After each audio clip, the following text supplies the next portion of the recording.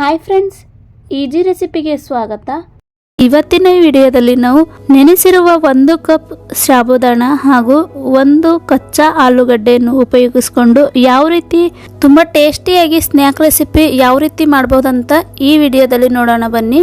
ಹಾಗೆಯೇ ಈ snack recipe ನೀವು ಉಪವಾಸ ಇದ್ದಾಗಲೂ ಕೂಡ ಈ ರೀತಿ ಡಿಫ್ರೆಂಟಾಗಿ ಮಾಡ್ಕೊಂಡು ತಿನ್ನಬಹುದು. ಇದು ಮಾಡೋದು ತುಂಬಾನೇ ಸುಲಭ. ಸೊ ಬನ್ನಿ ರೆಸಿಪಿಯನ್ನು ಶುರು ಮಾಡೋಣ. ಇವಾಗ ನಾವು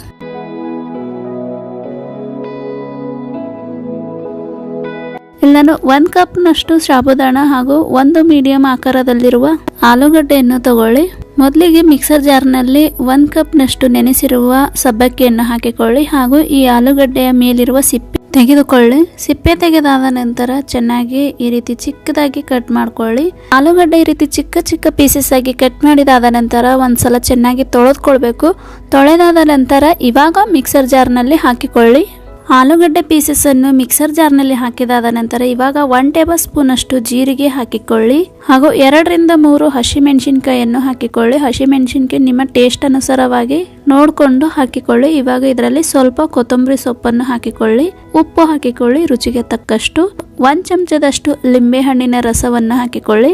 ಲಿಂಬೆ ಹಣ್ಣಿನ ರಸ ಹಾಕಿದ ಮೇಲೆ ಇವಾಗ ಮುಚ್ಚಳ ಮುಚ್ಚಿ ಚೆನ್ನಾಗಿ ನಾವು ಗ್ರೈಂಡ್ ಮಾಡ್ಕೊಳ್ಳೋಣ.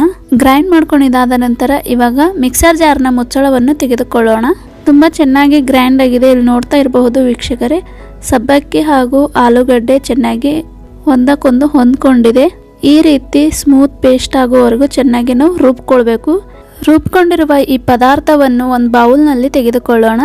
ಇವಾಗ ಇದರಲ್ಲಿ ನಾವು ಒಂದು ಅರ್ಧ ಟೇಬಲ್ ಸ್ಪೂನ್ ಅಷ್ಟು ಅರಿಶಿಣವನ್ನು ಹಾಕಿಕೊಳ್ಳೋಣ.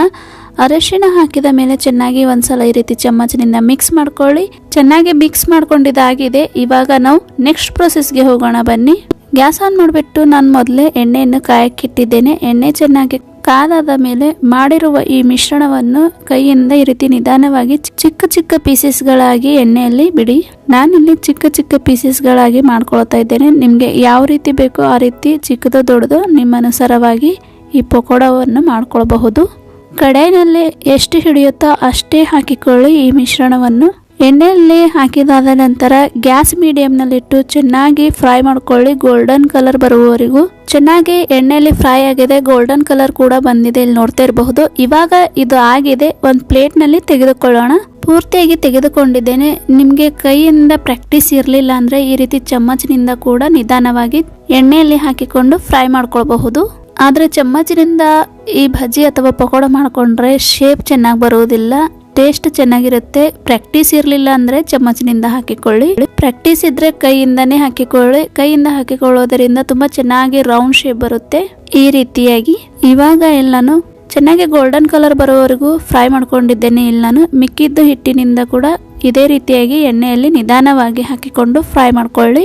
ಇದು ತಿನ್ನೋಕೆ ತುಂಬಾನೇ ಟೇಸ್ಟಿಯಾಗಿರುತ್ತೆ ವೀಕ್ಷಕರೇ. ಹಾಗೂ ಉಪವಾಸ ಇದ್ದಾಗ ಈ ರೀತಿ ಡಿಫ್ರೆಂಟ್ ಆಗಿ ಮಾಡ್ಕೊಂಡು ತಿನ್ಬಹುದು ಹಾಗೂ ಮಕ್ಕಳಿಗಂತೂ ತುಂಬಾನೇ ಇಷ್ಟವಾಗುತ್ತೆ. ಒಂದ್ಸಲ ಈ ರೆಸಿಪಿ ಟ್ರೈ ಮಾಡಿದ್ರೆ ನೀವು ಪದೇ ಪದೇ ಮಾಡ್ಕೊಂಡು ತಿಂತೀರಾ, ಅಷ್ಟು ಟೇಸ್ಟಿಯಾಗಿರುತ್ತೆ. ಈವ್ನಿಂಗ್ ಟೀ ಜೊತೆ ಒಂದ್ಸಲ ಈ ಸ್ನ್ಯಾಕ್ ರೆಸಿಪಿ ಟ್ರೈ ಮಾಡಿ ನೋಡಿ, ನಿಮಗೂ ಕೂಡ ಇಷ್ಟವಾಗುತ್ತೆ. ಇದು ತಿನ್ನೋಕ್ಕೆ ಹೊರಗಡೆಯಿಂದ ತುಂಬಾನೇ ಕ್ರಿಸ್ಪಿಯಾಗಿರುತ್ತೆ ಹಾಗೂ ಒಳಗಡೆ ಸಾಫ್ಟ್ ಆಗಿರುತ್ತೆ. ಇವತ್ತಿನ ಈ ರೆಸಿಪಿ ನಿಮಗೇನಾದರೂ ಇಷ್ಟವಾದಲ್ಲಿ ಪ್ಲೀಸ್ ವೀಕ್ಷಕರೇ ಲೈಕ್, ಶೇರ್ ಹಾಗೂ ಸಬ್ಸ್ಕ್ರೈಬ್ ಮಾಡೋದನ್ನು ಮರಿಬೇಡಿ.